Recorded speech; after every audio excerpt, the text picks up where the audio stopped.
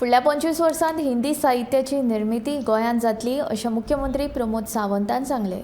साहित्य शिकपाक देश विदेशांतल्यान लोक गोंयांत येता। तशेंच G20च्यो 8 बसका गोंयांत जातल्यो।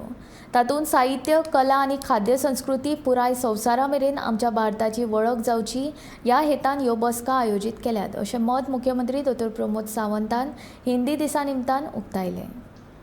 मुझे लगता है कि आगे आने वाली जो सोच है, हम अमृतकाल के बारे में यानी इंडिया @100 की जो बात कर रहे हैं और आगे आने वाले 25 साल में हिंदी का प्रभाव ज़्यादा बढ़ाना जरूरी है।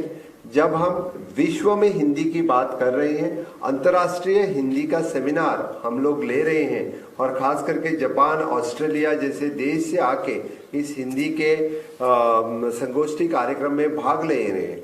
हिंदी की साहित्य निर्मिती में आज से नहीं, सदियों से यानी हिंदी में साहित्य निर्मिती हुई है। संस्कृत के बाद ही सबसे ज़्यादा साहित्य किसी में निर्मिती हुआ है। कालिदास से लेके अभी तक सभी साहित्यों का मैं नाम नहीं लेना चाहूँगा, लेकिन जितना साहित्य हिंदी में हुआ है उतना साहित्य और कौन से भी लैंग्वेज में नहीं है।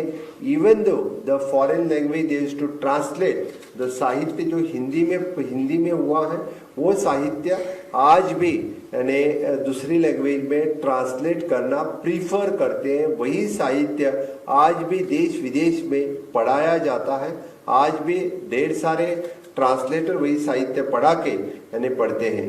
ये आज की बात नहीं है, सदियों पुराने से अपने देश में पढ़ने के लिए और साहित्य निर्मिती के लिए देश विदेश से लोग अपने देश में आते रहे हैं। और आज तो मुझे लगता है कि आज के इस अवसर पर जब G20 की प्रेसिडेंसी भारत देश को मिली है, the G20 is the country यानी जिस 20 कंट्रीज में the 80% of the trade off the world which is in this 20 country में है। 80% of the population of the world इस 20 कंट्री में है। तो आज हम इस भारत देश विश्व गुरु बनने की तरफ जा रहे हैं। मुझे डेफिनेटली आगे आने वाले इस G20 समिट में भी इसी इशू को लेके यानी गोवा में भी इस G20 समिट के हम अप्रॉक्सीमेटली 8 मीटिंग्स आयोजन करने जा रहे हैं और इस 8 मीटिंग में भी यानी गोवा का साहित्य हो, गोवा की कला हो, गोवा के खाद्य संस्कृति हो, उन लोगों के सामने रखने की बात हम कर रहे हैं। और इस G20 के माध्यम से मुझे लगता है पूरे देश भर में से साहित्य, कला और खाद्य इस सभी तरह की जो विविधता की संस्कृति है वो इस पूरे वर्ल्ड के सामने आ जाएगी। यानी इस वर्ल्ड से मुझे लगता है भारत देश की पहचान पूरे देश विदेश में हो जाएगी। यही बात इस G20 समिट में हो रही है। तो इस G20 समिट को और एक बात यानी हिंदी के साहित्य निर्मिती में जितनी सारी आज तक हुई हैं वो भी बात इस G20 समिट में आ जाए, यही मेरी गोवा की तरफ से कोशिश रहेगी। किस बारे में हम सोच सके, किस बारे में हम आगे बढ़े, किस बारे में हम साहित्य निर्मिती कर सकते हैं, किस तरह से यानी साहित्य और अर्थनीति किस तरह से जरूरी है।